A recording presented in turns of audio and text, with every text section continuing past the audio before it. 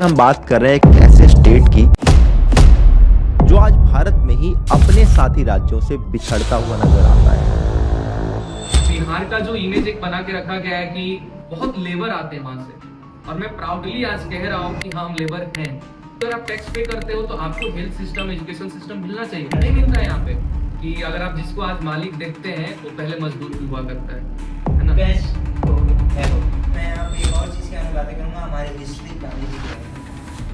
But हमारी youth में बात करूँ तो गांधी जी को क्रिटिसाइज किया जाता है। क्या विचार है आपका? मुझे भी ऐसा लगता था कि गांधी जी ऐसे थे, वो थी।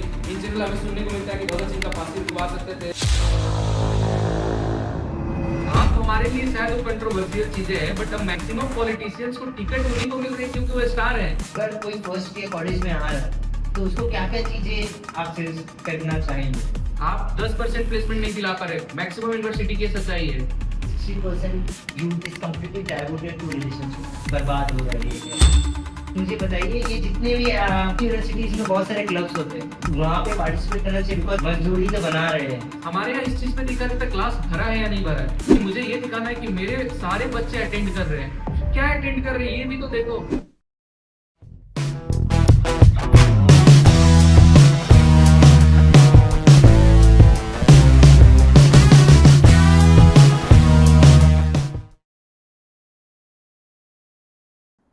आज के गेस्ट एक ऐसे यूथ सेंसेशन है जो अपने कॉलेज के कॉरिडोर्स से लेके पूरा एक नेशनल स्टेज तक हिला दिए है।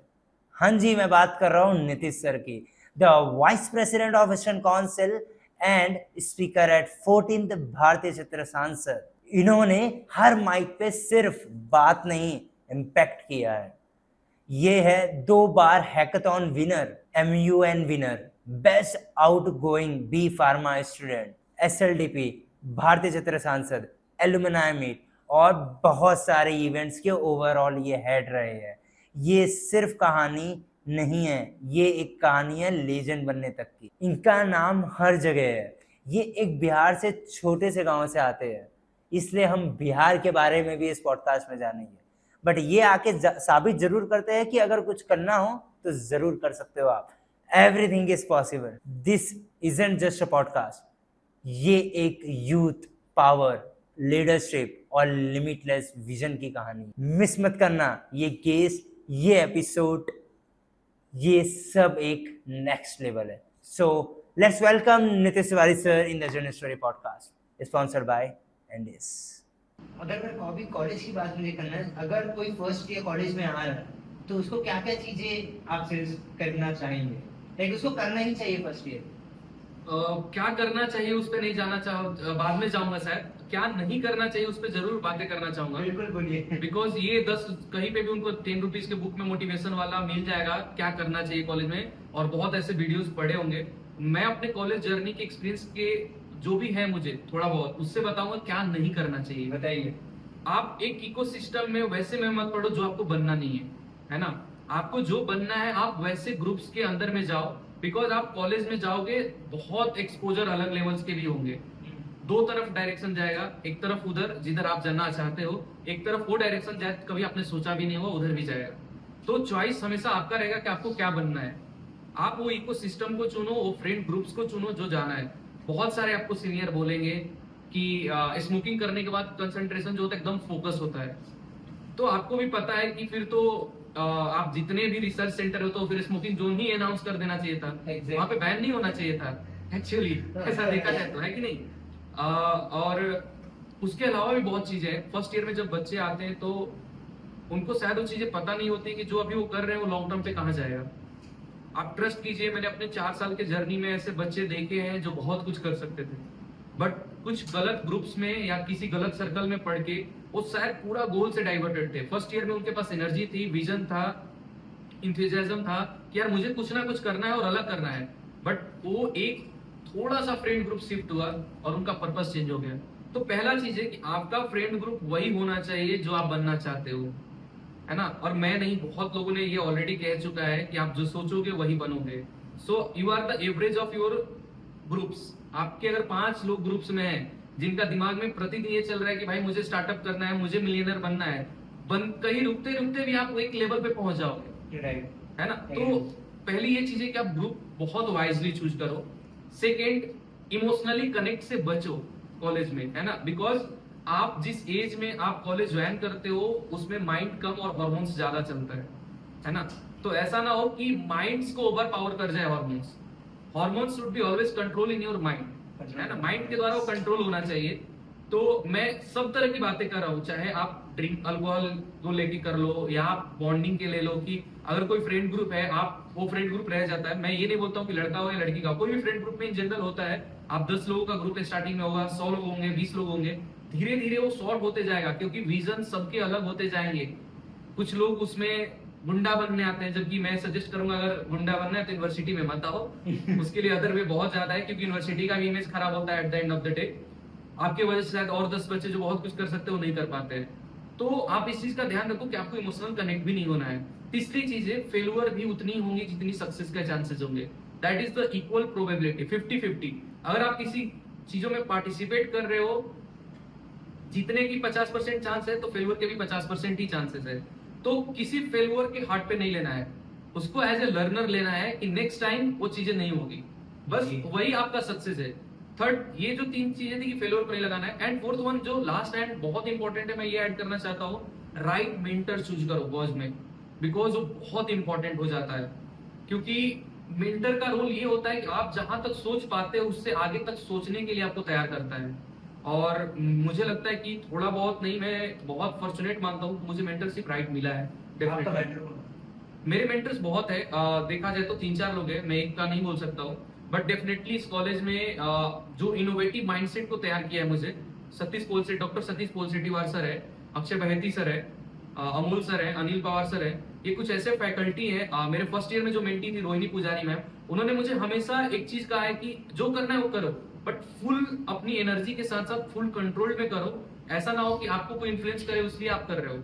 तो कुछ ऐसे 4-5 मेंटर जो मुझे मिले कॉलेज में, जिन्होंने, और अब मैं हमेशा बोलता हूँ कि उससे भी ज्यादा मुझे राहुल सर हमेशा प्रेरित करते हैं, जो मेरा विजन है।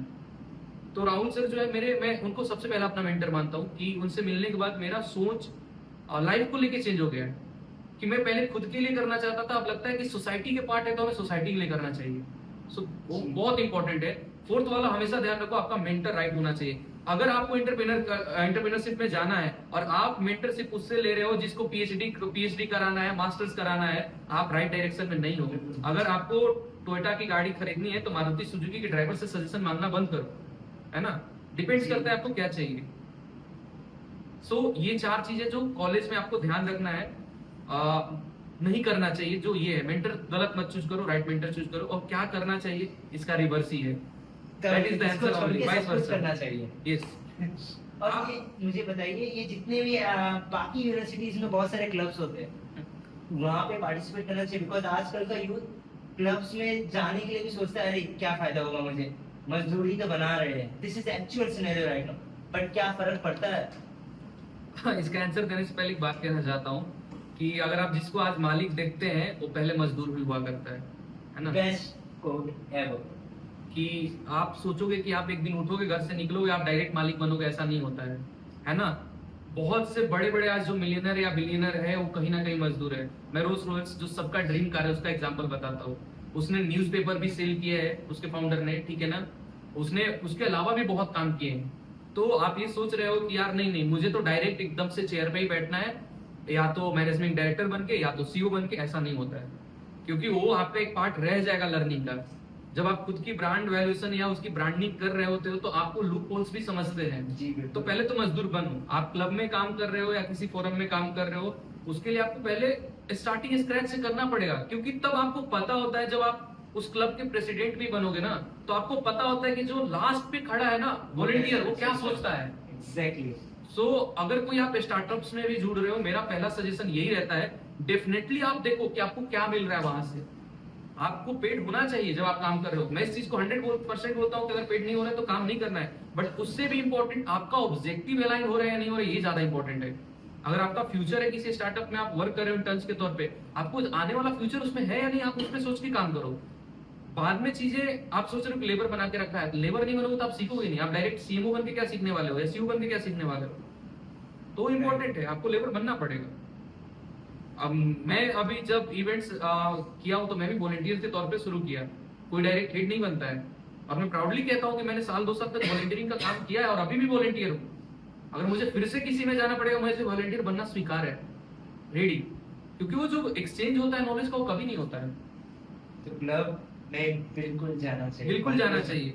वहां से आपके ऊपर डिपेंड करता है आप क्या एक्सट्रैक्ट करते हो, इट्स अप टू यू। अच्छा, आप मेरे से जब भी मिले हैं पॉडकास्ट से पहले, आपने मुझे एक चीज जरूर कहा है कि I am surrounded with like many students.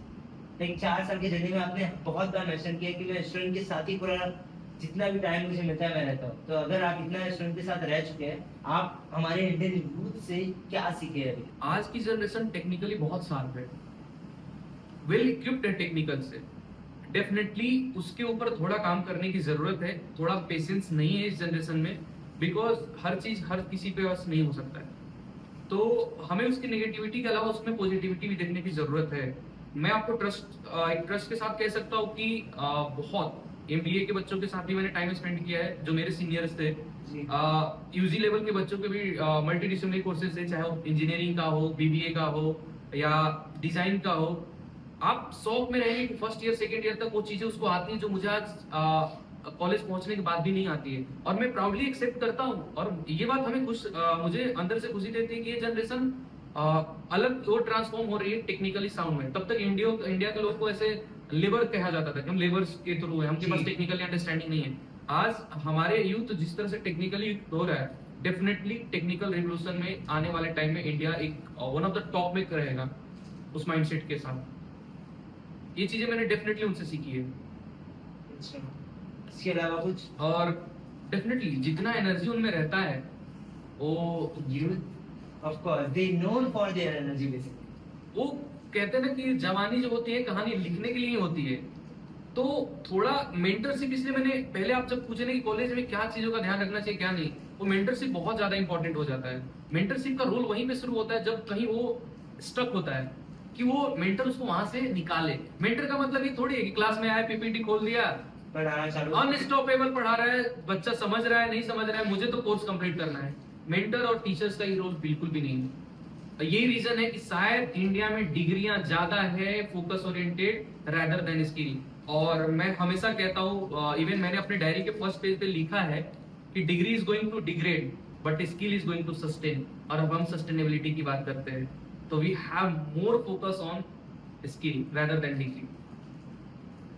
Ji sir, but एक और चीज मैं कहना चाहूंगा कि आपको नहीं लगता है हमारे यूथ कहीं डिस्ट्रैक्टेड बहुत खराब तरीके से, बहुत ज्यादा डिस्ट्रैक्टेड? अगर मैं पूछूं वो कौन सी कैटेगरी है तो क्या होना चाहिए सबसे ज्यादा डिस्ट्रैक्टेड जहाँ पे यूथ है आज की जनरेशन? डिस्ट्रैक्शन के लिए तो बहुत सी है जगह जहाँ पे यूथ है। बिकॉज अभी क्या है कि हम जो बोल रहे हैं अभी टेक्निकल की बात कर रहे हैं, तो टेक्निकल का बोलते हैं ना कि every coin has two sides, है ना। तो टेक्नोलॉजी का एक तो फायदा है कि बहुत सी चीजों से वो सीख जाता है बहुत जल्दी, बट एक और भी चीज है कि जो चीजें उस तक नहीं पहुंचनी चाहिए वो भी चीजें बहुत जल्दी पहुंच जाती है, राइट।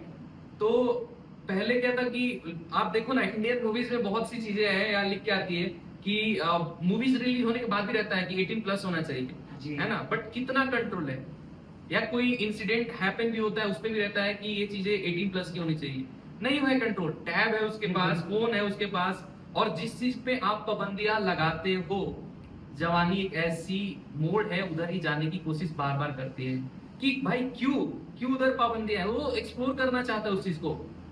तो रीजन यही है कि जिस तरह से वेब सीरीज या मूवीज ने ट्रांसफॉर्म किया है बहुत अलग तरह से, मैं इसको ट्रांसफॉर्म बोलना भी गलत वर्ड से, यूथ को पूरा डाइवर्ट करने का पूरा फोकस रहा है। इस देश में बहुत से स्टोरी ऐसे हैं जो इंस्पायरिंग है, शायद उस पर मूवियां बननी चाहिए थी और वो शायद यूथ के लिए बहुत फेवरेबल था, बट रेदर देन क्राइम पे, वेब सीरीज पे मुझे नहीं पता है, और मुझे शायद मैं राइट पर्सन भी नहीं हूँ, बट जो लोग थिंकर्स हैं या जो लोग इस कंट्री में एडवाइजर है, उनको चाहिए कि लोग बात करें फिल्म मेकिंग लोगों से भी कि किस तरह की वेब सीरीज होनी चाहिए, फिल्म मेकिंग होती है। क्योंकि एक लेखक जो राइटर होता है वो दर्शाता है कि उस दर का युवा क्या सोच रहा है। जी, जिस तरह से वेब सीरीज या क्राइम पे मूवीज बनाई जा रही है, आप क्या क्राइम दिखा के आप लोगों को एजुकेट कर रहे हो कि क्राइम ऐसे होता है? Exactly, the let's take example Mirzapur.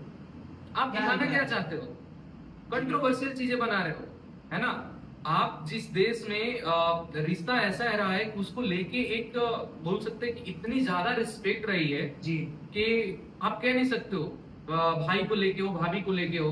अभी आप वेब सीरीज देखो, भरे पड़े हैं। ये देश ऐसा है कि मुझे एक छोटी सी लाइन याद आ रही है, कहीं से मैंने संत से सुना था कि प्रभु श्री राम ने लक्ष्मण से पूछा था कि, या किसी ने पूछा था कि गहना किसका है, माँ सीता का है क्या? तो उन्होंने कहा था कि मैंने वो उनके पाँव के अलावा ऊपर कभी देखा ही नहीं है, तो मुझे तो उनके पाँव में जो चीजें थी वही मुझे ध्यान है। आज केवल और केवल अफेयर्स इस पे मूवी बनाई जा रही है, तो आप यूथ को बताना क्या चाहते हो, सिखाना क्या चाहते हो? क्योंकि कहते हैं ना, सिनेमा बहुत चीज एक दार्शनिक चीजें होती जी, है, बिल्कुल। उसके थ्रू यूथ विजुअलाइज करता है उसको। आप, मैं ये नहीं कहता हूँ कि फॉरेन में ऐसे मूवीज नहीं, आप फॉरेन के इंडिया का कंपेयर ही मत करो, है ना? हमारे यहाँ कल्चर अलग है, वहाँ का कल्चर अलग है। जी। तो जो लोग फिल्म मेकर्स हैं, जो लोग बुक राइटर्स भी हैं, मेरे उनसे रिक्वेस्ट है कि आप उस क्षेत्र में ज्यादा काम करें जहां यूथ को प्रेरित कर सके चीजें। स्वामी विवेकानंद जैसे पर्सनालिटीज देश में हुए हैं, बायोग्राफी उन पे बना सकते हैं। डॉक्टर एपीजे अब्दुल कलाम हुए, ऐसे हजार नाम है। अब नाम लेने भी मैं जाऊं तो ये पॉडकास्ट का टाइम कम पड़ जाएगा, इतने नाम से। तो बेसिकली मूवी बनाया जाए तो एम एस धोनी जैसी मूवी बनाया जाए, डेफिनेटली मिर्जापुर, कबीर सिंह जैसी। आप, मैं वही कह रहा हूँ कि मैं वो राइट पर्सन नहीं हूँ, बट एज यूथ मैं रिक्वेस्ट जरूर कर सकता हूँ कि वो मूवीज यूथ को ना, आप कॉलेज में देखो हर लड़का कबीर सिंह बन रहा है। आपने पूछा जो डिस्ट्रैक्शन का है, स्मोकिंग फिल्म में छोटा सा कॉर्नर में लाइन लिख के आता है कि धूम्रपान करना स्वास्थ्य के लिए हानिकारक जी, बिल्कुल। है, और एक बड़े से स्क्रीन जो होती है जिसकी डायमीटर्स बहुत बड़ी है, उस पे एक हीरो स्मोकिंग करते हुए दिखाया जाता है। आपको लगता है कि वो छोटी एक लाइन भी किसी यूथ का माइंड गया होगा? फॉर्मेलिटी कैसे होगी फिर? वही चीजें हैं। आपने सही पूछा, फॉर्मेलिटी कैसी होगी, बट हमें फॉर्मेलिटी करनी है, रियलिटी करना है, ये डिसीजन हमारा भी होना चाहिए। और फिर अगला पॉइंट्स निकल के आ जाएगा कि कौन कंट्रोल करेगा, तो हमें ही करना पड़ेगा। जब अभी हम एज ए यूथ है, कल हम पेरेंट्स होंगे, तो जो चीजें हमने देखा है, हमें ऐसा नहीं होगा कि हम किसी रूम में अलग से नेटफ्लिक्स देख रहे हैं और अपने बच्चों को बोलते हैं भाई तुमको टैब दे दिया, लैपटॉप दिया, तुमको जो करना है करो। तो चीजें चेंज नहीं आएगी, थोड़ा पेरेंटल कंट्रोल भी चाहिए। ठीक है, मैं रिसर्च कर रहा था एंड आई वाज शॉक्ड कि रिसर्च में था कि जितने हमारे यूथ हैं, at least I can say 60% youth is completely devoted to relationships, and उसमें द सिंपल सॉल्यूशन इज बर्बाद हो रहे हैं। कैसा, क्या विचार है आपका इसमें क्या कहना चाहेंगे? This is actual truth I am talking about. बिल्कुल सही आपने कहा है, क्योंकि अभी आप जिस तरह से मेंटल हेल्थ कंसर्न है, अलार्मिंग है जी। इंडिया में, बिकॉज एक यूथ को जिस एज में जो चीज करना है वो कर नहीं रहा है ना? मैं ये नहीं कहता हूँ कि रिलेशनशिप गलत है, बट रिलेशनशिप भी ऐसा होना चाहिए कि आप दोनों साथ में एंटरप्रेन्योर्स की ओर ट्रैवल करें। आप एक खुद कुछ मिलियंस की कंपनी बनाने की सोच रखते हैं, विजन होना चाहिए। ऐसा नहीं होना चाहिए कि रिलेशनशिप में आप रोज ये कर रहे हो कि उसने इंस्टाग्राम पे किससे चैट किया, उसका इंस्टा आईडी मेरे फोन में लॉगिन होना चाहिए, मेरा इंस्टा उसमें लॉगिन होना चाहिए। लोग ट्रस्ट ढूंढ रहे हैं, पैसा ढूंढो इस एज में, है ना? ट्रस्ट अपने आप आ जाएगा एक टाइम के बाद, अपने आप को ट्रांसफॉर्म करो, है ना? और अनफॉर्चुनेटली मुझे बोलना चाहिए नहीं बोलना चाहिए, बट एक चीज है, एक ग्रीन फ्लैग करके गर्ल्स और बॉयज में ट्रेंडिंग में है। अच्छा, लोगों को लगता है कि वो लड़का अगर मेरे लिए कार का डोर ओपन कर रहा है ना जाते वक्त, ही इज ग्रीन फ्लैग। अगर वो खाने से पहले मेरे से 4 बार पूछ रहा है तो he is green flag. Specially girls के लिए, ठीक है ना, कि तुमको लगता है कि तुम्हारा बैग उठा रहा है, ग्रीन फ्लैग है। नहीं, उसको पता है कि तुम किससे इंप्रेस होने वाले हो। ही इज ट्रेंड, और सी इज ऑल्सो ट्रेंड की ग्रीन फ्लैग। मम्मा के जैसे केयर रख सकती है, मम्मा के जैसा कोई केयर नहीं रख सकता है। एक आंसर सिंपल लाइन में खत्म होता है, ठीक है? और ना ही कोई पापा की तरह केयर रख सकता है। गर्ल्स भी बोलेगी कि मम्मी की बातें कर रहा हूँ हमारे लिए, हाँ दोनों के लिए कह रहा हूँ। इसलिए कह रहा हूँ कि कोई ग्रीन फ्लैग नहीं होता है, एक ही चीज ग्रीन फ्लैग है इस देश में नहीं, पूरी दुनिया में। पहले जो जिस स्टेज में हो उसको बिल्ड करो, क्योंकि रिलेशनशिप में आपका 90% तो आपका यही पे जा रहा है क्योंकि इसके साथ है, चीट तो नहीं कर रहा है। अरे चीट तुम्हारे जैसे 10 लोग के साथ उसने और भी तो ट्राई किया है ना, एक पे बन गया तो बाकी 9 लोग को अलग आईडी बता रखा है बंदे ने या बंदी ने। तो ये एज पे थोड़ा सा ब्रेक लो, उसके ज्यादा इस चीज पे फोकस करो कि अभी तुमको करना क्या है। आपने बिल्कुल सही क्वेश्चन पूछा कि रिलेशनशिप लेके आप हर यूनिवर्सिटी में देखो, फर्स्ट ईयर में जाते ही बच्चा जो है वो क्या ड्रीम लेके आया था, साइडलाइन हो गया उसका। कैफे में जाना है तो अकेले जाने में उसको प्रॉब्लम है ना? मूवी वो अकेले नहीं देख पाता है, उसको कोई साथ में चाहिए, मोरल सपोर्ट लगता है उसको मूवी देखते वक्त भी, खाते वक्त भी मोरल सपोर्ट लग रहा है। आप देखो कोई भी कैफे में बैठ के उसको मोरल सपोर्ट चाहिए, मतलब खाने के लिए भी लिटरली। बाइक पे राइड पे जा रहा है, पहले लड़के बाइक राइड लड़कों के साथ करते थे, अब तो उसको मोरल सपोर्ट के लिए लड़की लग रही है। क्या वो टायर का पंचर बना के रास्ते में देने वाली? मुझे नहीं समझता है क्यों है। नहीं, करो भी, ट्रैवल भी, मैं उसके अगेंस्ट में नहीं हूँ, बट जिस तरह से तुम डिप्रेस होते हो आफ्टर रिलेशनशिप की, यार ब्रेक हो गया, अब मेरे से कुछ नहीं होगा, मैं तो देवदास ही बनने वाला हूँ, इस शहर का पूरा जितना अल्कोहल है मैं ही कंज्यूम कर जाऊंगा 4 साल में, तो थोड़ा उस पर कंट्रोल रखो, क्योंकि at the end of the day शायद सामने वाला कुछ नहीं खोएगा, आपके पेरेंट्स सब कुछ खो देंगे। बिकॉज उन्होंने केवल इमोशनली इन्वेस्ट नहीं किया आप पे, उन्होंने फाइनेंशियली भी इन्वेस्ट किया है, और फाइनेंशियल बहुत लास्ट में आता है। आप हो, मैं हूँ, कोई भी हो, लड़का है लड़की, आप अपने पेरेंट्स के एसेट्स होते हो, है ना। उनके अकाउंट्स में सीआर में पड़े बैलेंस या फर्क नहीं पड़ता है, बट रियल जो एसेट्स किसी पेरेंट्स का होता है उसका बच्चा होता है। तो आप कभी भी आए ना आपको कि मुझे प्यार ज्यादा उमड़ रहा है, तो अपने पेरेंट्स को एक बार देखना और उनसे करो, बिकॉज आप जिस एज में हो वहाँ हॉर्मोन्स काम करता है। मैंने स्टार्टिंग में भी बोला है, माइंड्स काम नहीं करते हैं।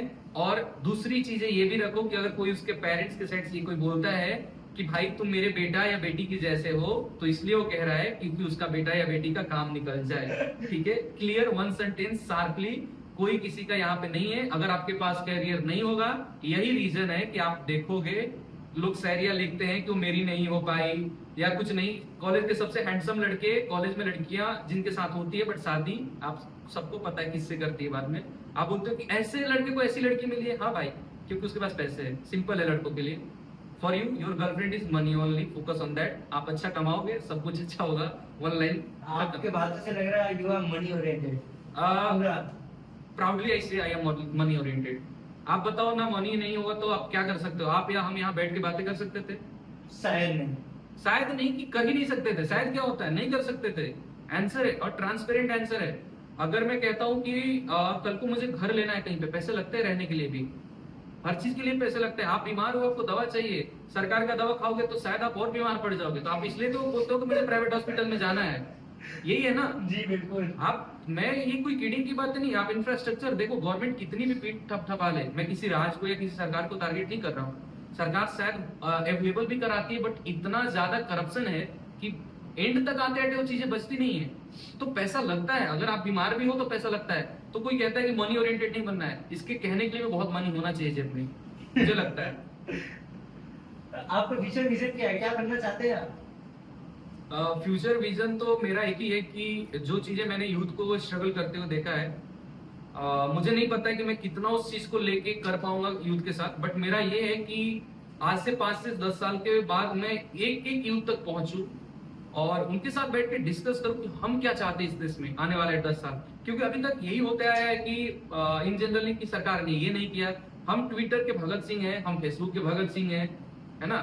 हम सारी लड़ाइयां सोशल अकाउंट पे लड़ लेते हैं। आप एक देश में कोई भी दुर्भाग्यपूर्ण घटना हो, आप देखो यूथ को फ्लो बढ़ा देती है और बोलती है कि रिसेंट ट्रेंड पे चल रहा है वो घटना। ट्रेंड पे घटना चलने से क्या लॉ चेंज हो जाएगा या कोई एडमिनिस्ट्रेशन चेंज हो जाएगा? कुछ नहीं बदलता है, अगले दिन सब भूल जाते हैं यहाँ पे।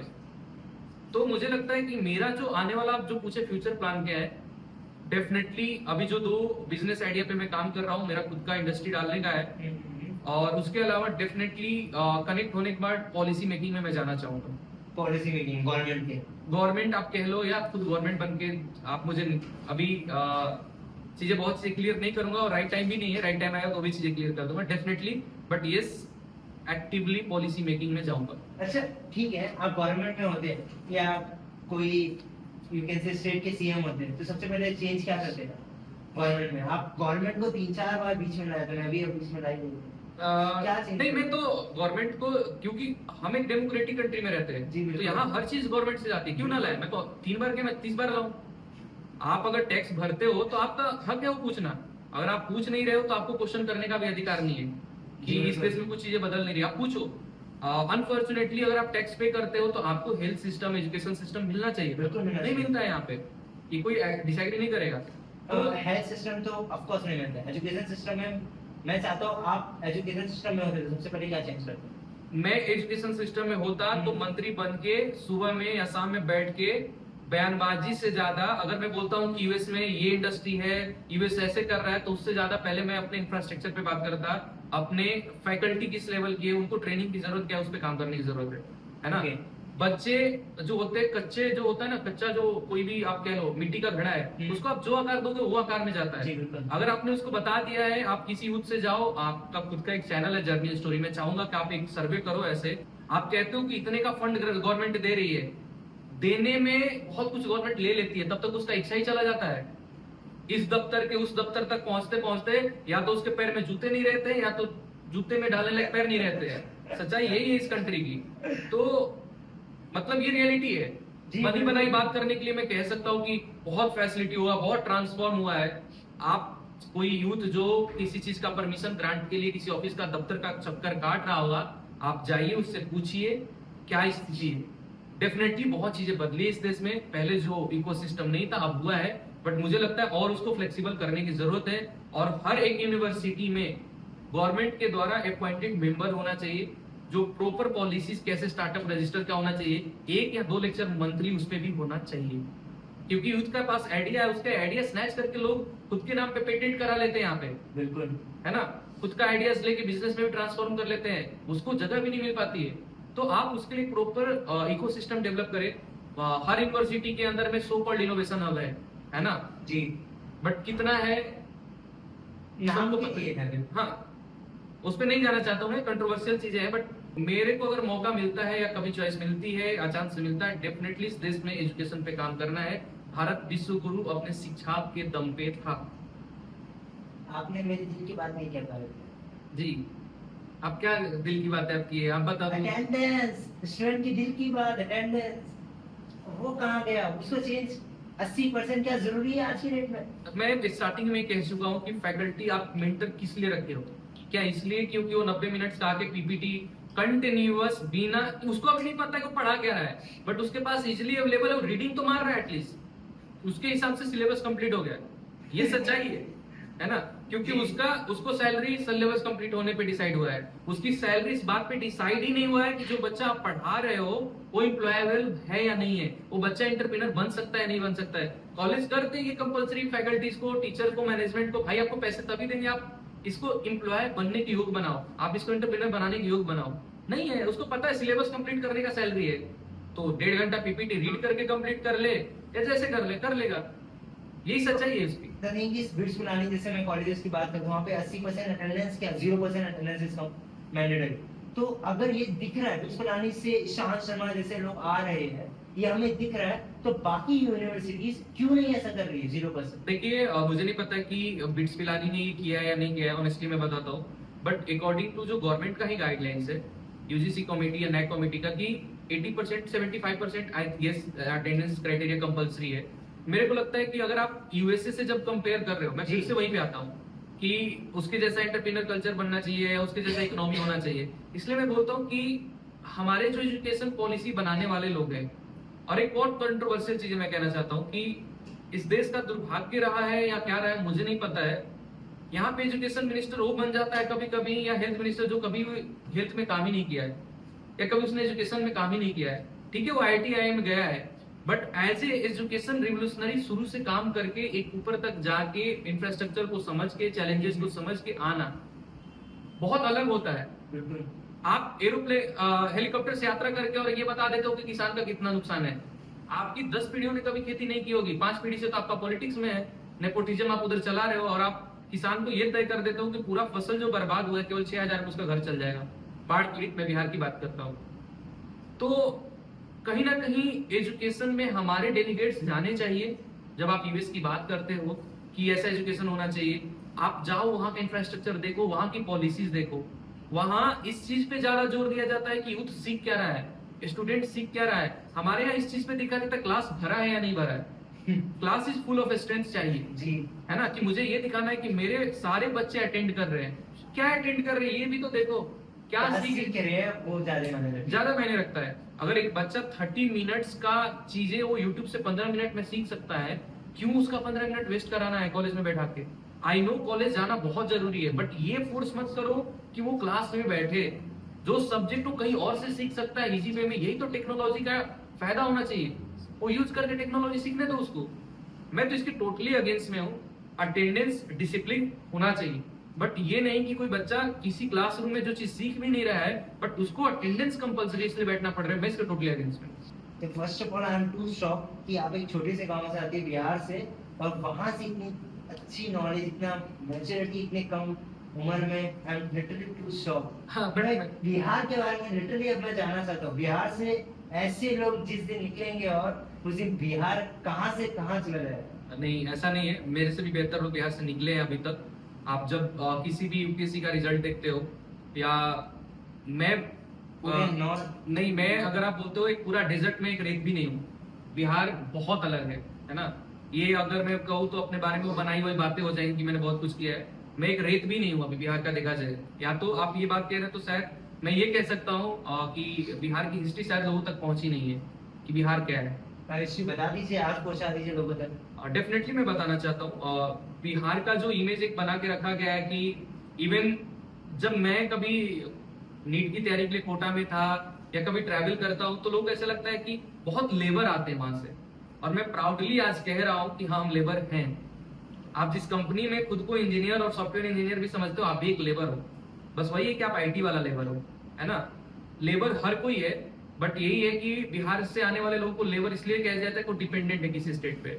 और कहीं ना कहीं गवर्नमेंट डेफिनेटली रिस्पॉन्सिबल है, बिहार गवर्नमेंट, चाहे जिसकी भी सरकार रही हो, किसी भी पार्टी की रही हो, किसी भी सत्ताधारी रहा हो, कोई भी रहा हो, वो इस बात से बहुत खुश होता है कि बिहारी जाके दूसरी जगह बढ़ा रहे हैं। तो मेरा वही प्रश्न है सत्ताधारियों से कि तो फिर बिहार को क्यों बढ़ाने पे आप जोर नहीं दे रहे हो? वो अगर वहां भी कर सकते हैं। दूसरी चीजें ये है कि बिहार बहुत रीच रहा है। जब दुनिया पढ़ना नहीं जानता था तो बिहार विश्वविद्यालय चलाता था, नालंदा, तक्षशिला, है ना। आज बिहार में जो नीतियां बिहार में चाणक्य ने बनाई थी, आज बड़े बड़े यूनिवर्सिटी उस पर रिसर्च कर रहे हैं। आज भी बहुत लोगों को नीतियां पढ़ाई जाती है और बहुत लोग पढ़ते हैं और सीखते हैं। मैं ये नहीं कह रहा हूँ, बड़े बड़े जो लोग पोस्टों पे भी बैठे हैं उनके आप सुन सकते हैं, उनके पॉडकास्ट में मैंने सुने हैं। बहुत बार उन्होंने खुद से पर्सनल इंटरव्यू में कहा है कि चाणक्य नीति, इवन यूपीएससी में भी उससे क्वेश्चन पूछी जाती है। दूसरा चीज, बिहार जो है पहला अखंड भारत का सपना देखने वाला बिहारी है। जो पोरस, जिन्होंने युद्ध भी किया, पोरस का नाम बहुत आता है, बट कभी इस बात का नहीं जिक्र होता है कि चंद्रगुप्त मौर्य कौन थे, जिन्होंने सबसे पहले सिकंदर का विजय रथ रोका था, वो बिहार से आता है। आप भारत सरकार पे जो भारत सरकार का देखते हो लैंड क्लियर वाला, वो भी बिहार का है। तो आपने बिहार को किस तरह देखा है ये आप पे डिपेंड करता है। और अनफॉर्चुनेटली ये है कि फिर से मैं आऊंगा वही सिनेमा बनाने वाले लोगों पे, उन्होंने बिहार का रिप्रेजेंटेशन ही कट्टा और वो कुछ गानों का रखा है। क्या गाने हिंदी में अश्लील नहीं है? एक दो एग्जाम्पल भी कहो तो मैं रख सकता हूँ, ऐसा नहीं है कि नहीं है। कि दारू की बोतल का प्रमोशन चल रहा है, धूम्रपान का चल रहा है, वो अश्लील नहीं है, वो खराब नहीं है। लेकिन भोजपुरी, डेफिनेटली भोजपुरी में काम करने की जरूरत है। और मेरा एक रिक्वेस्ट भी है जो लोग भोजपुरी सिंगर है या प्रोड्यूसर है कि आप बिहार को, बिहार की कला को रिप्रेजेंट ऐसे कीजिए, क्योंकि मेरा ऐसा मानना है कि जो कलाकार होता है उससे समाज को आकार मिलता है उसकी कला के थ्रू। तो कला ऐसी होनी चाहिए जिससे बिहार को एक आकार मिले। बिहार बहुत अलग है, जो चीजें लोगों को दिखाई गई है, जो बाहर दिखता है वो अलग है बिहार का, बहुत अलग है बिहार। सिनेमा का तो बहुत बुरा हाल है बिहार का, आप मानिए ना मानिए है, क्योंकि कंपेयर टू बॉलीवुड।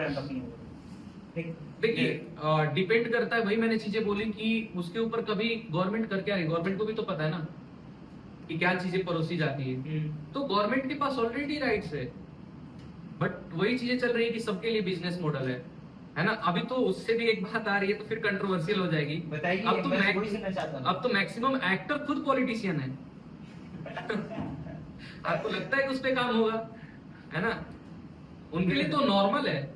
आप हमारे लिए शायद वो कंट्रोवर्शियल चीजें हैं, बट अब मैक्सिमम पॉलिटिशियंस को टिकट उन्हीं को मिल रही है क्योंकि वो स्टार है, उनके फैन फॉलोइंग है, तो उनका तो यूज उसमें वोट कलेक्ट के लिए किया जा रहा है। बोलना क्या चाहते हैं, पॉलिटिक्स भी पूरा पैसा है, पूरे पैसे में चल रहा है, अब कोई जनता की नहीं बात सुनेगा।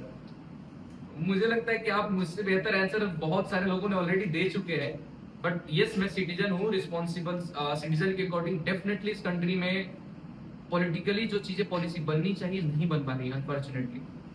आप टैक्स पेयर है, कोई क्वेश्चन नहीं पूछ रहा है क्योंकि टाइम नहीं है सबके पास। जो रीच है उसको फर्क नहीं पड़ता है। मिडिल क्लास जो है वो बिजी है, और गरीब के लिए योजनाएं तो बनी रही है गरीब रखने के लिए, तो पूछेगा भी नहीं, है ना। तो डेफिनेटली जिसकी नीड है उसको आगे आना पड़ेगा। मैं वही चीजें कहता हूँ कि अगर आपको चाहिए तो आपको बोलना पड़ेगा। अगर मैं ये कह रहा हूँ कि भोजपुरी में अश्लील चीजें हैं तो मुझे बंद करना पड़ेगा देखने के लिए। मैं कह रहा हूँ कि बिहार में ये चीजें गलत है तो मुझे उसका विरोध भी करना पड़ेगा। बिहार कंप्लीटली अलग है, बिहार का कल्चर कंप्लीटली अलग है। कोई स्टेट ऐसा नहीं है जहां इतना टफ फेस्टिवल मनाया जाता है जो कि छठ पूजा हम कहते हैं। 4 से 5 दिनों की फास्टिंग रखी जाती है ना। यहाँ पे तो 10 मिनट के बाद बीपी लो हो जाते हैं लोगों के, है ना। तबीयत खराब होने लगती है, चक्कर आने लगती है, तो आप उस स्ट्रेंथ का अंदाजा लगाइए कि जो लोगों ने चैती छठ करते हैं। चैती छठ का मतलब कि रिसेंटली जो ये गर्मी का मौसम होता है उसमें होता है। आप उस टाइम में भी सोचो 3 दिन का फास्टिंग रखने के लिए कितना हिम्मत लगता होगा। तो बिहार का कोर स्ट्रेंथ बहुत है, और मैं कहता हूँ कि मैं बिहारी होने के साथ कहता हूँ कि मैं प्राउड बिहारी हूँ। डेफिनेटली भी भारतीय सबसे पहले हूँ, बट जिस तरह से बिहार को देखा गया है, मैं ये कहता हूँ कि कुछ सालों का वक्त दीजिए। जब जब बिहार ने रुख बदला है, भारत को बदलते देखा है। तो बिहार वो होगा जहाँ लोगों का सपना होगा। आज मैं यहाँ बैठा हूँ तो बिहार छोड़ के पढ़ने के लिए, बस मेरा एक पर्पस था। जैसा अभी इन्होंने क्वेश्चन पूछा कि आप क्यों, क्या है फ्यूचर में, वही फ्यूचर है कि मेरे बाद कोई बिहार का बच्चा किसी यूनिवर्सिटी के लिए या किसी जॉब के लिए कभी बिहार ना छोड़े। मुझे नहीं पता कितना उसको चेस करने में सक्सेस होऊंगा, बट जिस भी यूथ तक पहुंच रहा है, मैं रिक्वेस्ट करता हूँ आप भी उस मिशन में ज्वाइन कीजिए और यही विजन लेके चलिए। जितना होगा, शायद मैं अगर 10 लोगों के रोजगार के लिए 10,000 के लिए करूंगा, आप भी 10,000 लोगों के लिए सोचिए। बट आप ये कैसे कह सकते हैं, आप पुणे आके पढ़ रहे हैं, बिहार में नहीं पढ़ रहे? इसीलिए तो कहा ना कि मेरे बाद का जनरेशन, मैंने ये नहीं कहा कि मेरे पहले वाला। ऐसा जाके क्या चेंज कर देंगे बिहार में? चेंज करने के लिए बहुत सी चीजें हैं जो अभी मैं यहाँ नहीं बोल सकता, बट कुछ चीजें हैं जो समय पे छोड़नी चाहिए।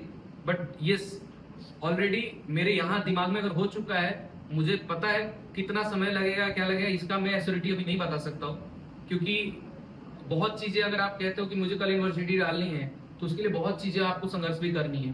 तो मेरा ये है, डेफिनेटली ड्रीम है कि मेरे बाद बिहार का बच्चा कोई भी एजुकेशन के लिए ना छोड़े, क्योंकि मुझसे बेहतर कोई नहीं समझ सकता है, या जो बच्चा बिहार से बाहर रहता है। हर फेस्टिवल हम केवल सोशल मीडिया पे देखते हैं, वो रह के नहीं जी पाते हैं, क्योंकि कभी पेपर होता है। जब आप जॉब करने लगते हो तो हर फेस्टिवल फिर से आप अगेन सोशल मीडिया पे देखते हो, क्योंकि ऑफिस से छुट्टी नहीं मिल पाती है। तो वो दर्द जो है, वही मेरा, आपने पूछा कि मोटिवेशन और इंस्पिरेशन क्या है, वो पेन मेरा मोटिवेशन है जो मैं देखता हूँ। Thank you. सो मुझे नहीं पता, मैं ऑनेस्टली बोल रहा हूँ। बहुत लोग ये बोलेंगे कि बहुत बड़ी बड़ी बातें हैं, बट मैं कहता हूँ कि मुझे वो ड्रीम देखना पसंद है जो मुझे डराए, क्योंकि मुझे डरना कभी पसंद नहीं है। तो मैं चाहता हूँ कि कुछ तो ऐसा हो जो डराए। मैं ये बातें कह रहा हूँ, बहुत बड़ी बातें हैं, बट मेरे जैसे शायद जो बिहार से लाखों युवा बाहर है, अगर सबकी ऐसी सोच एक साथ मिलने लगेगी तो कोई बड़ी चीज नहीं है कि बिहार के भी हर डिस्ट्रिक्ट में एक यूनिवर्सिटी दिखेगी। डेफिनेटली दिखेगी। आप जैसे लोग रहेंगे तो शायद मेरे जैसे नहीं, मेरे से भी अच्छे लोग हैं, मैं ये मानता हूँ। मैं जिनसे मिला हूँ, मेरा भी विजन उनसे मिलने के बाद ही चेंज हुआ है। बहुत से लोग ऐसे। दुनिया को बिहार से क्या सीखना चाहिए? बुद्धिमत्ता, बगावत और बहुत सी चीजें। ऐसा नहीं है, संघर्ष भी है। बिहार की अगर आप इतिहास के पन्नों को पलटेंगे और देखेंगे, बिहार जिस तरह से संघर्ष करते आया है, बिहार हर बार एक बार बाढ़ प्रभावित क्षेत्रों से ग्रसित है, लेकिन फिर भी वहां के किसानों का हौसला नहीं टूटता है। आप सबसे कम दर देखे होंगे जो कि सुसाइड करते हैं किसान, वो बिहार है। बाकी जगहों के कंपेयर में वहां क्या इनकम का सोर्स भी कम है, बट एक अंदर जो कहते हैं ना फाइटर, वहां फाइटर होते हैं। वो स्ट्रगलर भी मैं नहीं बोलता, फाइटर है वो। उनको गिरना है बट उठना आता है। वो बोलते हैं मौसम ही तो है, बदल जाएगा, अभी बरसात है, कल कोई दूसरा मौसम होगा। बिहारियों का तो यही रहता है। तो मैं बिहार से दुनिया को सीखने के लिए बहुत कुछ है। आप जो फिल्मों में देखते हैं वो केवल एक बनावटी है, वो रील है, रियलिटी अलग है। मैं कहता हूँ आइए बिहार में, आप देखिए, सोचिए कि वो बिहार क्या होगा जो गौतम बुद्ध को, एक सिद्धार्थ को गौतम बुद्ध बना दिया है ना, एक साधारण से चलते हुए लड़के को चंद्रगुप्त मौर्य बना दिया, एक व्यक्ति को चाणक्य बना दिया। वो मिट्टी में बहुत सी बातें हैं, आप जब तक आएंगे नहीं, जब तक वो मिट्टी स्पर्श नहीं करेगी, तो शायद आपको वो एहसास नहीं होगा। मैं कितना भी कहूँ, वो आप यही कहेंगे एट द एंड कि देख लो स्थिति क्या है, प्रमोशन क्या है। मैंने बड़े बड़े शहरों में गया हूँ, बहुत जगहों पे गया हूँ, जाने के बाद केवल सादे गिलास की पानी रख दी जाती है। बिहार यही कहता है कि आज रुको, आज हमें सेवा का अवसर दो। जो अतिथि देवो भव का जो भाव है, आपको घर गरीब हो या अमीर हो फर्क नहीं पड़ता है, बट हर घर के दरवाजे से निकल के आएगा। तो बिहार से क्या सीखना है, मैं 1 घंटे में आपको नहीं बता सकता हूँ। आपको भी मैं कहूंगा, यही कहूंगा कि आप बिहार आइए, देखिए, तो आपको समझ में आएगा कि बिहार से क्या क्या सीख सकते हैं। शायद उम्र कम पड़ जाए, बिहार में इतना कुछ सीखने को है। ठीक है, मैं यहाँ पे एक और चीज़ के बारे में बातें करूँगा, हमारे हिस्ट्री गांधी जी के बारे में। जी, मैं आजकल की यूथ, गांधी जी सबको पता है, बिल्कुल, बहुत सारे स्टैचू लगे हैं गांधी जी के हमारे यूनिवर्सिटीज़ में इंडिया के। बट अगर नोट की बात करूँ तो नोट पे भी गांधी जी है। ऑफ कोर्स मैं उनके बारे में खिलाफ नहीं हूँ, बट हमारे यूथ की मैं बात करूँ तो गांधी जी को क्रिटिसाइज किया जाता है। आपके बारे में क्या विचार है आपका? बहुत जो लोग होते हैं जो कभी समझ नहीं आते, तो उनका सबसे पहले क्रिटिसिज्म होता है इस कंट्री में। और मुझे लगता है कि इस देश का यूथ का गलती नहीं है, जो चीजें उस तक पहुंचाई गई। आपका जो कल का जनरेशन आ रहा है, आप क्या उसको गांधी जी के बारे में बताते हैं, वही वो चीज सीखेगा और वही वो चीजें बातें भी करेगा। देखिए, मैं ये नहीं बोलता हूँ गांधी जी भी इंसान थे, आप उनको भगवान क्यों मानते हैं? क्योंकि हर जगह स्टैचू है या इंडियन करेंसी पे उनका फोटोज है तो भगवान ही है। वो इंसान के तौर पे आए थे, कुछ चीजें करते वक्त उनसे गलतियां भी हो सकती हुई होंगी ना, मैं उस पन्ने पे नहीं जाना चाहता हूँ। और मेरे जैसे लोग की औकात नहीं है कि गांधी जी की गलतियों के बारे में बात करें। पहले गांधी जी के जैसा 1% भी कोई काम करे इस देश में तो बात करे उसके ऊपर। तो कॉन्फ्लिक्ट से ज्यादा आप क्या सीखते हो गांधी जी से? मुझे लगता है कि यूथ को, कभी मुझे भी ऐसा लगता था कि गांधी जी ऐसे थे, वो चीजें थी। इन जनरल हमें सुनने को मिलता है कि भगत सिंह का फांसी रुकवा सकते थे, भगत सिंह जी का, या बहुत सी चीजें हैं, बट ऐसा नहीं है कि उन्होंने कोशिश नहीं किया होगा, है ना। नॉन कॉपरेशन मूवमेंट उन्होंने चलाया था क्योंकि लाखों लोगों की जानों को बचानी थी। तो मैं इस चीज पे शायद मैं इनसे यही रिक्वेस्ट करूंगा कि हिस्ट्री को पढ़ो, देन उस पर तो ही खुद से विश्वास करो, खुद से पढ़ के समझ के। पेरेंटिंग के बारे में क्या कहना चाहेंगे आप आजकल के इंडियन यूथ को लेके? पेरेंट्स, मैं पेरेंटिंग के बारे में पेरेंट्स नहीं बनाऊँ तो मुझे शायद लगता नहीं कि मुझे बोलना चाहिए, बट एज ए चाइल्ड, एक बच्चे के तौर पे मुझे जो लगता है, पेरेंटिंग केवल इसलिए नहीं कि आप एक बच्चे को अच्छी यूनिवर्सिटी में भेज देते हैं या एक आप अच्छे स्कूल में पढ़ा दिए, आपका रिस्पॉन्सिबिलिटी वहाँ तक खत्म नहीं हो जाता है। एक ऐसा फेज आता है, हम जब कभी भी होते हैं हमें हर बार मन में क्वेश्चन होता है। और मैं एक चीज़ कहना चाहता हूँ, मेरा रिक्वेस्ट है जितने पेरेंट्स इस चीज़ को देखें या उन तक पहुँचे, तो आप अपने बच्चे के सबसे पहले दोस्त बनिए। आप उसको इतना कंफर्टेबल करिए कि वो हर बात बताए आपसे, चाहे गलती भी हो तो बताए। बिकॉज क्या होता है कि जब वो दुनिया से सजेशन मांगने जाता है ना, उसको सजेशन नहीं मिलता है, उसको सजेशन के नाम पे बहुत गलत चीजें मिल जाती है जो उससे एक और गलती करा देती है, एक गलती के बाद दूसरी गलती कराती है। तो आप उसके इतने फ्रेंड बन के उसको कंफर्टेबल कराइए कि वो हर आपको चीजें बता सके। बिकॉज आज के टाइम में ऑनेस्टली मैं बोलता हूँ, आप जब रेशियो देखेंगे हमारे पेरेंट्स तक, तो मैं बोलता हूँ कि शायद वो एक थे कि शायद सोशल मीडिया से ज़्यादा हम पे ध्यान देते थे। मैं सोचता हूँ कि जब हमारी जनरेशन पेरेंट्स बनेगी या हमसे थोड़े पहले के पेरेंट्स हैं, उनके आप अफेयर्स देखो, मैं नहीं कह रहा हूँ, आप सर्वे देखो, डेटिंग एप्स देखो, टिंडर बम्बल्स आप देखो, एक अनमैरिड से ज्यादा मैरिड लोग वहाँ रजिस्टर्ड है। तो मम्मी तो खुद पापा से टेक्स्ट छिपा रही है, पापा खुद मम्मी से टेक्स्ट छिपा रहे हैं। आपको क्या लगता है कि वो उनके पास वो टाइम है कि अपने बच्चों के साथ स्पेंड करें? सोचना चाहिए। ये मैं बाकी की जनरेशन के लिए नहीं कह रहा हूँ, हम अपने आने वाले जनरेशन के लिए कह रहा हूँ, जब हम पेरेंट्स बनेंगे। आज हमारी ये स्थिति है कि हम इतने ट्रांसपेरेंट नहीं है कि हम अपना फोन तक भी उससे भी प्राइवेसी करें। बिल्कुल, वो आपका मिरर इमेज है। आई अंडरस्टैंड कि आपकी बहुत सी प्राइवेट चीजें होंगी, बट ऐसी भी आप प्राइवेट क्या चीजें कर रहे हैं कि आप अपने पार्टनर से ही हाइट से खेल रहे हैं। तो मुझे लगता है कि पेरेंटिंग्स आप तभी कर पाएंगे जब आप दोनों म्यूचुअल डिसीजन। हम तो इतने इगोस्टिक हो रहे हैं कि डाइवोर्स हो रहा है, बच्चा किसी के पास पापा नहीं है तो किसी के पास मम्मी नहीं है, जबकि जिंदा दोनों है।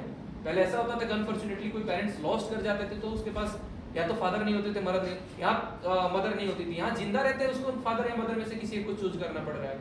और इसको म्यूचुअल डिसीजन लोग बोलते हैं ट्विटर पे, इंस्टाग्राम पे, मैं नाम नहीं लेना चाहता हूँ, बहुत रिसेंटली नॉन लोग हैं और वो कहते हैं कि मैं अपने फैंस यही चाहता हूँ कि एज ए वेल विशर बन के अभी हमारे ये हार्ड टाइम में हमें सपोर्ट करे। फैन क्या सपोर्ट करे, आके पापा बन जाए। आप क्या चाहते हैं, या मम्मी का रोल प्ले कर दे आपका फैन आके?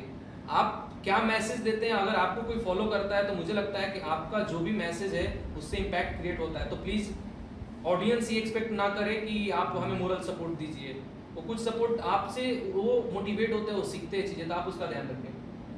धन्यवाद सर। अब मुझे इस टॉपिक को यहाँ पे बंद करना है, and of course my favourite topic which is nothing but business. Directly मुझे उस पे definitely I also love to discuss and talk about business. Politics या बिजनेस, दोनों में से एक चूज करना है, क्या चूज करेंगे? Business always same. बिजनेस जो टर्म है बहुत ब्रॉड टर्म है, उसमें स्टार्टअप आ जाता है, एंटरप्रेन्योरशिप आ जाती है, और भी बहुत तरीके।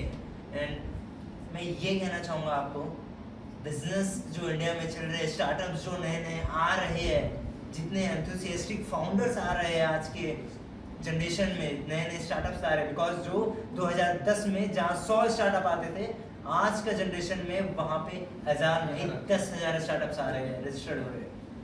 बल्कि ये अच्छा नहीं लग रहा बोलने में, बंद भी हो रहे हैं, बट जरूर सीख के जा रहे हैं उससे बेहतर बनाना। मैं वही चीज़ें कहता हूँ कि एटलीस्ट लोगों ने प्रयास किया, वो ज़्यादा इंपॉर्टेंट है। कि उन्होंने फेलियर के रीजंस बहुत हो सकते हैं, जहाँ उनको पॉलिसी का गवर्नमेंट पॉलिसी से फेवरेबल चाहिए था, बैंक से उनको फाइनेंस का हेल्प चाहिए होता, नहीं मिल पाया होगा। बिल्कुल। आप फेलियर ये नहीं बोल सकते कि वो फेल्ड क्या बोलते हैं फाउंडर था, उसके बहुत सारे सर्कमस्टांसेस हो सकते हैं, है ना, कि फेलियर इसलिए हो गया क्योंकि उसको नहीं समझता था, उसको समझता था तभी वो आइडिया वहां तक लेके आया था। बट उसके अलावा भी बहुत सी चीजें सपोर्ट लगती है, डेफिनेटली करने वाले के लिए कर जाते हैं, बट नहीं करने वाले के लिए एक्सक्यूजेस भी बहुत होते हैं। उस चीज को मैं भी मानता हूँ, बट कहीं ना कहीं एक इकोसिस्टम बहुत मैटर करता है एक बिजनेस बनाने के लिए, एक बिजनेस मेंटेलिटी को डेवलप करने के लिए। मैं आपको एग्जांपल देना चाहता हूँ कि आप गुजरात एक स्टेट ले लो और बाकी दूसरे स्टेट ले लो। हमारे यहाँ डिग्री का मतलब है कि जॉब हम ढूंढेंगे, गुजराती एक ही चीज ढूंढता है कि कहाँ बिजनेस कर सकते हैं, उनमें बिजनेस है ना, बिजनेस रहता है, बचपन से देखा है सुना है। सेम चीजें हैं मरवाड़ी लोगों के साथ में, गुजराती मारवाड़ी। यस। तो ऐसा नहीं है कि उनको किसी ने बहुत फेवर किया, सपोर्ट किया, डेफिनेटली वो लोग बिजनेस कर पाते हैं, करते भी हैं।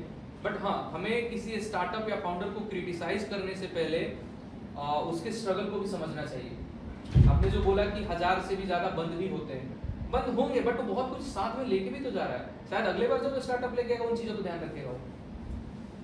भैया आप फर्स्ट ईयर में जो सेकंड राउंड तक भी हैकाथॉन में नहीं पहुंच पाए थे, आज वो दो से ज्यादा हैकाथॉन्स के विनर है फर्स्ट। ये क्या आपने बिजनेस मॉडल में ऐसा क्या चेंज किया, आप क्या समझे बिजनेस के बारे में ऐसा? पहले जब मैं फर्स्ट ईयर में आया था, ऑनेस्टली फर्स्ट ईयर में आपको एक आइडिया आता है और आपको लगता है कि आपको सब कुछ आता है,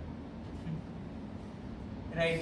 सबसे बड़ा प्रॉब्लम यही होता है, कॉन्फिडेंस, और होना भी चाहिए, अच्छी भी चीज है, क्योंकि आप जब तक गलतियां नहीं करोगे तो आपको शायद पता भी नहीं चलेगा।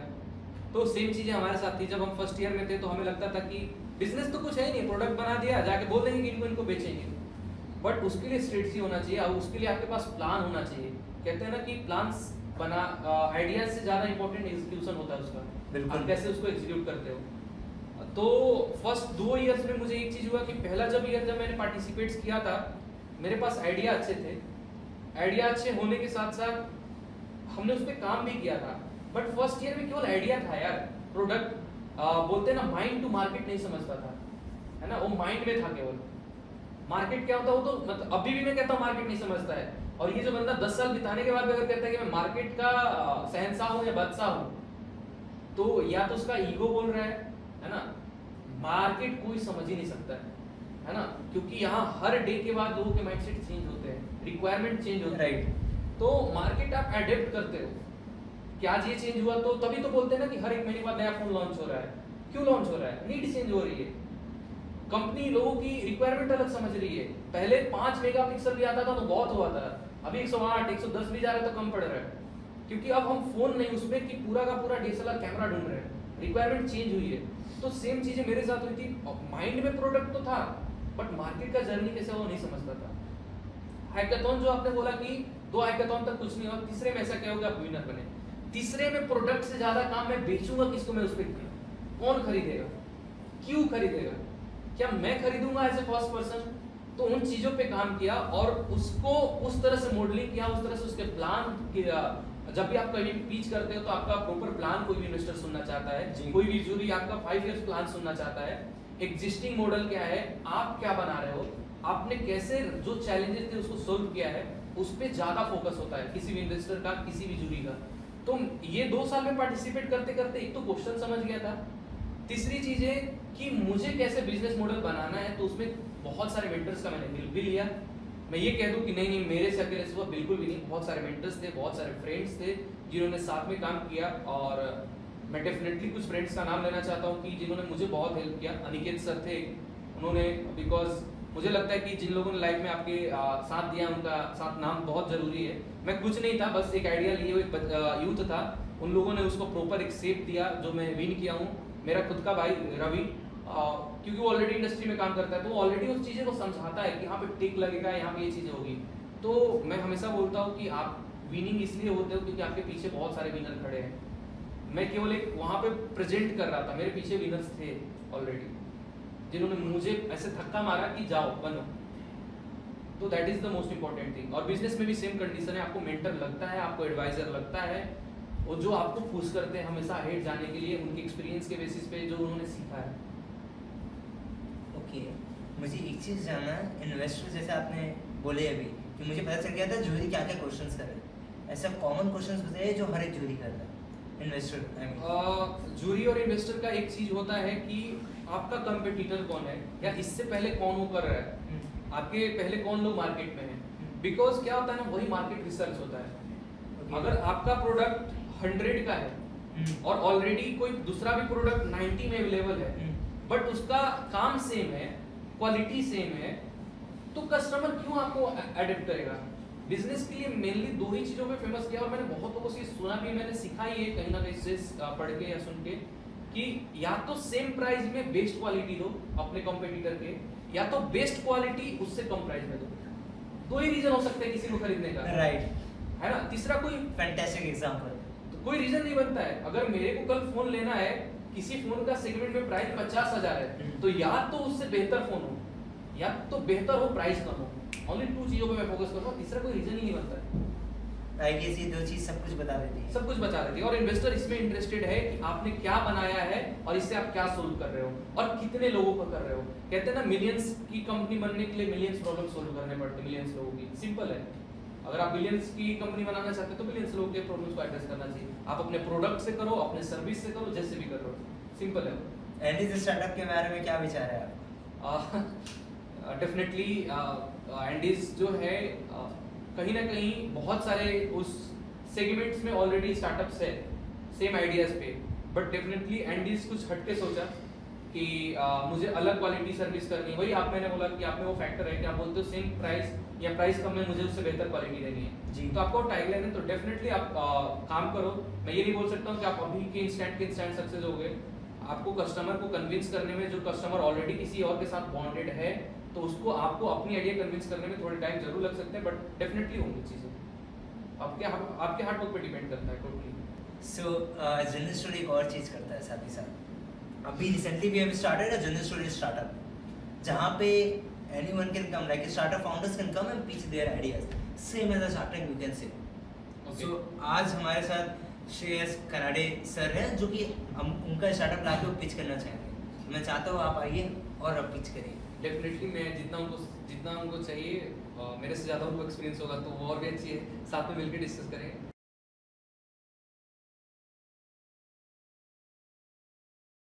जैसे आपने श्रेयस का पिच देखा, वो एक्चुअली हम एम्पावरमेंट करना चाहते हैं कि हर एक जितने भी स्टार्टअप फाउंडर्स हैं, बेसिकली बहुत बार ऐसा होता है स्टार्टअप फाउंडर को कभी इन्वेस्टिंग नहीं मिल पाती तो वो कहीं रुक जाते हैं।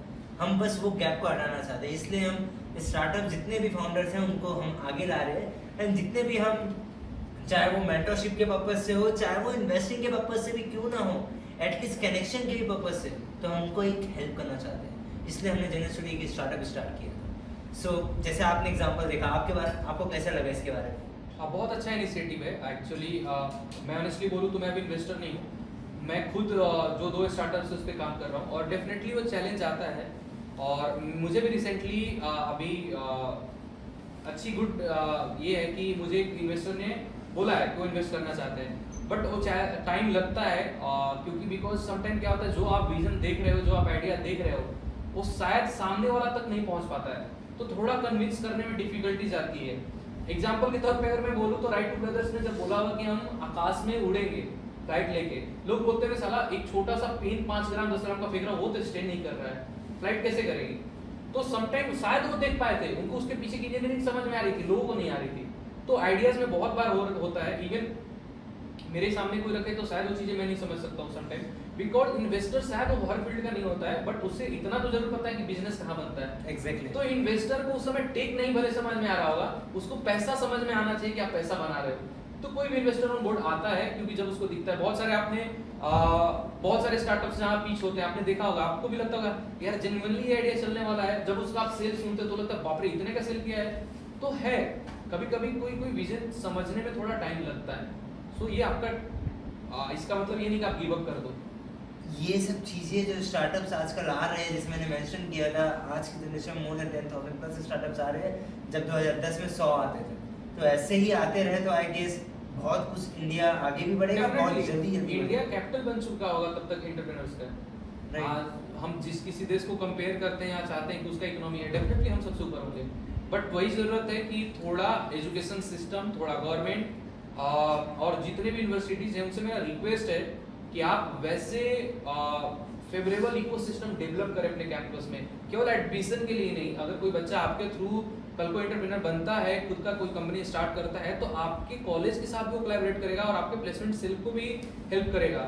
तो अगर कोई गिन चुन के कुछ बच्चे ही उतना हार्ड वर्किंग होते हैं, अगर कोई बच्चा है तो मैं एक ही चीज कहूंगा कि आप उसको अवॉइड मत कीजिए 4 वॉल्स ऑफ द क्लासरूम, कि 4 दीवारी के क्लासरूम में बैठा रहे। अगर वो चाहता है तो कॉलेज उसको फेवर करे। हर प्रोफेसर से मैं रिक्वेस्ट करता हूँ जिन तक लोगों तक पहुंचे ये, कि अगर आप उस इकोसिस्टम के पार्ट होंगे तभी वो बच्चा एंटरप्रेन्योरशिप बनेगा और इस कंट्री में वो आएगी चीजें, अनलेस अनटिल नहीं आ सकता है। सर जी, आपको क्या लगता है जो आजकल की जनरेशन है, कुछ लोग ऐसे इतने पागल होते हैं जो अपने सपनों के लिए घर छोड़ देते हैं, तो क्या वो गलत करते हैं? मैं देखो, आप इस चीज के लिए मुझे लगता है कि सपनों के लिए घर छोड़ना ही पड़ता है ना। प्रभु श्री राम भी राजकुमार थे केवल अयोध्या में जब तक थे, मर्यादा पुरुषोत्तम श्री राम वनवासी होने के बाद हुए हैं। तो सपनों के लिए तो घर छोड़ना ही पड़ता है। कंफर्ट जोन में रहकर आज तक किसको क्या मिला है? मुझे एजुकेशन चाहिए था, मुझे बिहार छोड़ना पड़ा है। मेरे जैसे 1000 बच्चों ने छोड़ा, मैंने कुछ बहुत बड़ा नहीं किया है। करना पड़ता है आपको अपने सपनों, क्योंकि क्या होता है ना कि आप जब तक कंफर्ट जोन में रहते हो आप स्कार्सिटी नहीं समझते हो जी। जैसे ही कंफर्ट जोन से बाहर आते हो एक आप स्कार्सिटी देखते हो, और मैं कहता हूँ scarcity is directly proportional to creativity. आप जितने बिलियनर देखोगे उन्होंने स्कार्सिटी में चैलेंजेस को फेस किया है, तो उनको लगा यार कुछ करना है, इससे बाहर निकलना है। जिसको सब कुछ पेरेंट्स दे रहे हैं, कॉलेज ही BMW से जा रहा है, तो उसके पास क्रिएटिविटी आने के चांसेस बहुत रेयर रह जाते हैं। और कुछ अलग करे, मैं ये नहीं कहता हूँ वो लोग कुछ नहीं करते हैं, बट जो बच्चा स्कार्सिटी में जाता है, जिसने बस में थक के खाया हो, तो बस का कुछ डिजाइन ऐसा बनाएगा कि शायद बाकी के आने वाला जब भी नया डिजाइन है उसमें बाकी जो पैसेंजर हो अच्छे से बैठ के जाए, उसको आइडिया आएगा वहां से। तो इसका मुझे लगता है कि घर छोड़ना literally salute to your thinking first of all. Thank you. Literally शायद मेरा ये आप पे आखिरी क्वेश्चन होगा कि आपको सबसे पेनफुल कॉम्प्लीमेंट लाइफ में कौन सा लगा था? पेनफुल कॉम्प्लीमेंट्स को मैं कहता हूँ कि वो लाइफ चेंजिंग चीज़ें थी कॉम्प्लीमेंट्स, कि कुछ लोग ऐसे आए इस 4 साल के जर्नी में। मैं बोलता हूँ हमेशा कि जब तक आप कॉलेज नहीं जाते हो ना, तो एक लाइफ का एक ऐसा नॉलेज है जो रह जाता है। जब मैं कॉलेज में आया, कुछ लोग तो ऐसे बोले, जब मैं वाइस प्रेसिडेंट भी बना काउंसिल में, उन्होंने पता नहीं क्या किया, मुझे भी नहीं पता है। मैं बोलता हूँ बहुत लोगों ने मुझे हेल्प किया और मैं उनका नाम भी प्राउडली यहाँ ले सकता हूँ। बट कुछ लोग ऐसे आए जिन्होंने कि मैं जिनको उतना जानता भी नहीं हूँ, ना वो मेरे बदले का बैठ के इंटरव्यू दिए, ना मुझे उन्होंने SOP में मुझे हेल्प किया, ना किसी भी चीज़ को लेके। बट उन्होंने चारों तरफ ये बोला कि मैं आज वाइस प्रेसिडेंट हूँ क्योंकि उनके वजह से हूँ। ठीक है, अगर उनको लगता है ऐसा तो है, बट कभी कभी क्या होता है ना कि जो स्ट्रगल करता है ना और कोई स्नैच करके उसकी क्रेडिट खुद को क्रेडिट देता है तो उसकी है। बट ये चीजें कहता हूँ कि बहुत लोग जो जुड़ के आपके साथ जुड़ते हैं, आपके साथ काम करते हैं, और 2-3 साल के बाद जो बीच में वो डीच या गलत करके निकलते हैं, मैं एक ही चीज कहना चाहता हूँ कि भाई देखो, गलत करते वक्त एक चीज याद रखना कि जब भगवान रिटर्न में लेता है तो GST के अलावा भी बहुत सारे टैक्स लगाता है ना। अगर आपने किसी के साथ गलत किया है या आपके वजह से किसी के आंखों में आंसू आए हैं या वो पेन में गया है, ट्रस्ट करना, गवर्नमेंट केवल GST लेता है, भगवान बहुत चीजें लेते हैं। बहुत लोग ये भी कहेंगे कि जिन्होंने मेरे साथ गलत किया, मैंने उनको तो देखा है बहुत हैप्पी है, एवरीथिंग ओके ओके। नहीं, अभी उन पे और GST ऐड कर रहा है भगवान। जिस दिन रिटर्न लेगा वो इस तरह से लेगा कि वो उनको याद रह जाएगा। तो आप सही रहो, आप किसी के साथ गलत मत करो, यही ट्राई करो। कोई आपका इस्तेमाल करके जाता है, आपको प्राउड होना चाहिए कि भगवान ने आपको इस लायक बनाया है कि आप किसी के काम आ रहे हो। क्योंकि कुछ लोगों का ऑनेस्टली बोलता हूँ, किसी के घर से ही माँ बाप ने ही संस्कार इनको सिखाया है कि दूसरे का, मैं ये कॉलेज में मैं बोलता हूँ मैंने एक्सपीरियंस किया है कि लोग केवल यूज करना जानते हैं स्वीट टॉकिंग, स्वीट पॉइजन बन के। बट ठीक है, यही तो स्किल है, यही तो सीखना है हमको लाइफ में कि हमें कहते हैं ना कि जब तक अगर खराब वक्त नहीं आता तो कैसे पता चलता कि कौन साथ है और कौन सांप है ना। तो साथ रहने वाला का भी पता होना चाहिए था और सांप कौन है उसका भी पता होना बहुत जरूरी था, ताकि भविष्य में अगर दोबारा वो डसने का प्रयास किए तो उसका फन कुचला जा सके। नीतीश सर को मैं 5 और 10 साल के बाद कहाँ देखूंगा, पॉलिटिक्स में या बिजनेस में? मेरा मैं बहुत रियलिस्टिक लाइफ जीने में विश्वास रखता हूँ। अगर 5-10 साल तक, वो डिपेंड भगवान पे है कि उसको 5-10 साल रखना है, कैसे रखना है, क्या करना है। बट अगर आप मुझसे विजन का पूछोगे, मेरा ड्रीम पूछोगे, तो एक ही है कि मुझे मैक्सिमम यूथ के थ्रू डायरेक्टली कनेक्ट होना है, मतलब मैं पर्सनली लोगों से कनेक्ट हूँ। आई नो ये बहुत अनरियलिस्टिक बातें कर रहा हूँ, बट मुझे करना है, चाहे उसके लिए मुझे फोरम बनाना है, चाहे जैसे करना है। बिकॉज जो मैंने आपसे स्टार्टिंग में बोला कि मैं यूथ के साथ पसंद करता हूँ टाइम स्पेंड करना, मैं उसके अंदर केवल निगेटिविटी ही नहीं देखता हूँ, वो बहुत कुछ कर सकता है। आप लोगों के साथ भी जब मैं बैठता हूँ कभी भी, तो मुझे एक चीज़ होती है कि मुझे आपसे बहुत कुछ सीखने का है, कि आपसे बहुत कुछ सीखता हूँ, वो एनर्जी अलग होती है। आप कभी खुद जाके फर्स्ट ईयर के बच्चे में बैठना, ये एनर्जी रहती है, बहुत अलग रहती है। तो मेरा एक ही ड्रीम है कि इस कंट्री को जब हम कंपेयर करें तो कल यूएस के लोग कंपेयर करें कि इंडिया जैसी इकोनॉमी चाहिए, इंडिया जैसा इंफ्रास्ट्रक्चर चाहिए। आई नो कि शायद डिफिकल्ट है, but I love difficult task.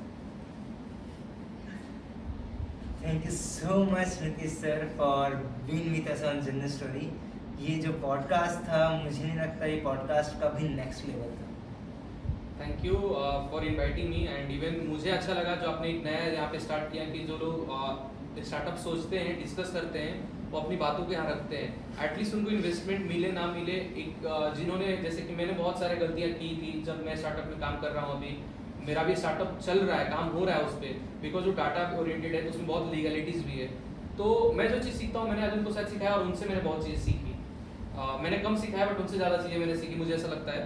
तो ऐसे होते रहना चाहिए, कल्चरल एक्सचेंज, उसके अलावा आइडियाज एक्सचेंज चलते रहने चाहिए, ताकि हम एक दूसरे की चीज़ें समझ लें। And thank you for inviting me. Thank you so much. मैं एक कुछ और एक और चीज़ें मैं कहना चाहता हूँ, बाकी भी टीम्स, हम शायद कैमरे के सामने बैठ के 2 लोगों ने बात किया है, इसके पीछे भी बहुत लोग हैं जिन्होंने बहुत सारे हार्डवर्क किए हैं। So big thank to they. I know journey story का अभी मैं सब्सक्राइबर पे नहीं जाऊँगा कि कितने लोग देख रहे हैं या नहीं, but definitely one day the best channel और मे बी बेस्ट प्लेटफॉर्म होगा जहाँ लोग कोई भी कहीं से भी आते हैं वो अपनी जर्नी बता सकते हैं proudly, without any hesitations. So I want कि जर्नी स्टोरी वो प्लेटफॉर्म बने और वो ड्रीम को अचीव करें।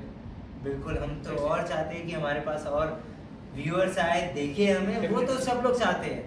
बट आई थिंक अगर आप जनरल स्टोरी पे गेस्ट भी बनना चाहते हैं और आपको लगता है कि आपकी जर्नी सबके सामने आनी चाहिए, तो आप अप्लाई कर सकते हैं हमारे वेबसाइट के थ्रू, जहाँ पे जनरलstory.in पे जाके आप अप्लाई कर सकते हैं। चाहे आप कोई गेस्ट हो तो आके अप्लाई करिए, हम डेफिनेटली आपकी जर्नी को अच्छे से देखेंगे, फर्स्ट देखेंगे कि सही में सच है ये चीज़ें, एंड अगर सच होगी तो डेफिनेटली हम आपका पॉडकास्ट भी लेंगे। और साथ ही साथ अगर आप स्टार्टअप है तो डेफिनेटली जाके अप्लाई करिए जनरलstory.in पे, सो आपको भी पिचिंग का चांस मिलेगा।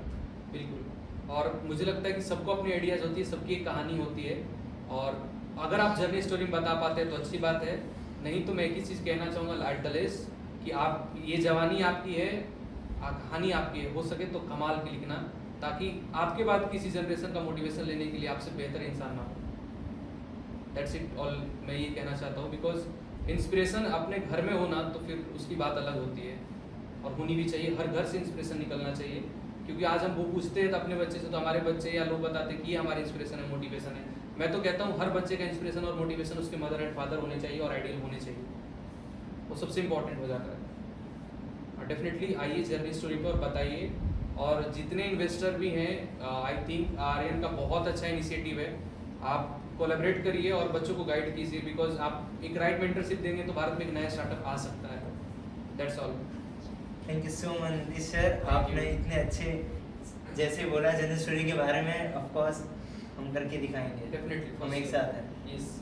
सो मैं एक शायरी के साथ इस पॉडकास्ट को ख़त्म करना चाहूँगा, और वो शायरी है कि सवालों के बोझ तले हम चुप हो गए।